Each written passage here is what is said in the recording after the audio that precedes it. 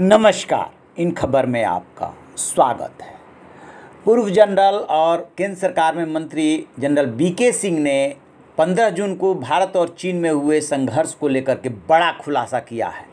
उन्होंने बताया है कि चीनी टेंट में लगी रहस्यमय आग की वजह से झड़प शुरू हुई थी, जो कि इतनी बड़ी लड़ाई में बदल गई।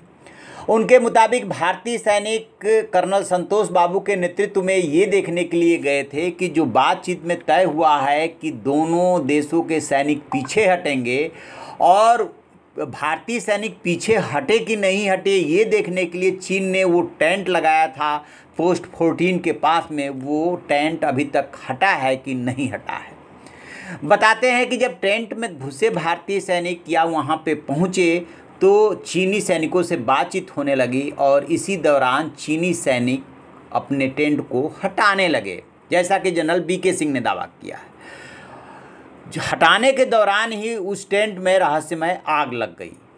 अब वो रहस्यमय आग किस वजह से लगी, चीनी सैनिकों ने टेंट में क्या रखा था, क्या इसके पीछे कोई बहुत बड़ी साजिश थी, ये उन्होंने इस पे अभी पर्दा रखा है और कहा है कि वो आग रहस्यमय थी जिसकी वजह से भारतीय सैनिक भड़क गए। इसके पहले तक ये बात कही जा रही थी कि भारतीय सैनिक ये देखने के लिए गए थे कि चीनियों ने अपना टेंट हटाया कि नहीं हटाया। इसी दौरान बातचीत बहस में बदली और फिर झड़प हो गई। लेकिन अब जनरल बीके सिंह कह रहे हैं कि उस आग की वजह से, जो रहस्यमय आग लगी, उस आग की वजह से भारतीय सैनिक भड़के थे। जनरल बीके सिंह ने एक न्यूज़ से बातचीत में इस बात का भी खुलासा किया है कि चीन आखिरकार क्यों भड़का हुआ है। उन्होंने बताया है कि 1962 के वार के बाद से ही पेट्रोलिंग पॉइंट 14 जो है भारत के कब्जे में, और गलवान घाटी का 7-8 किलोमीटर पे भारत का नियंत्रण है।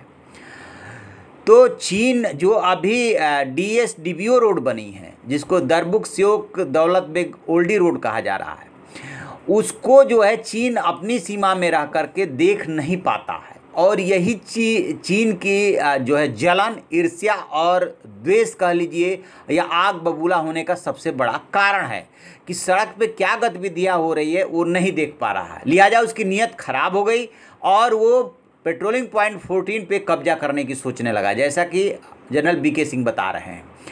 और चीन की तरफ से वो सड़क दिखाई नहीं देती, इसलिए चीनी सेना में खलबली है। इस सड़क पर नज़र बनी रहे, इसके लिए उसने PP-14 पे दावा करना शुरू कर दिया। उसके सैनिकों ने आगे आने की कोशिश की, जिसे भारतीय सैनिकों ने नाकाम कर दिया, उनको रोक दिया। जनरल बीके सिंह के मुताबिक दोनों देश के बीच जब बातचीत हुई तो ये तय हुआ कि जैसी स्थिति 15 जून से पहले तक थी वैसे ही रहेगी। इसी के आधार पर चीनी सेना को पीछे जाना था। यह भी तय हुआ था कि PP-14 पर उसके पीछे, यानी कि 14 पे उसके पीछे 2 किलोमीटर तक और फिर 5 किलोमीटर के दायरे में कितने सैनिक रह सकते हैं, इस पे भी बाकायदे डिस्कशन हुआ, विचार विमर्श हुआ था, सब कुछ तय हुआ था। लेकिन चीन ने इसका पालन नहीं किया, जिसकी वजह से जो है झड़प बढ़ती चली गई और तनाव बढ़ता चला गया।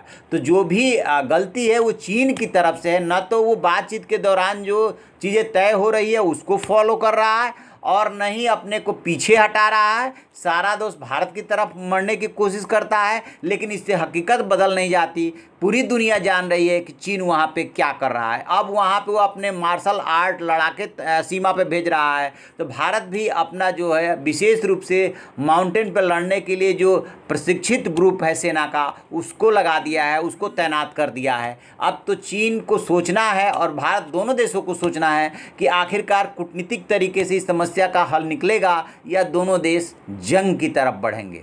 जो भी इसमें अपडेट मिलेगा हम आपको बताएंगे। आप देखते रहिए हमारा डिजिटल चैनल इन खबर। Thank you.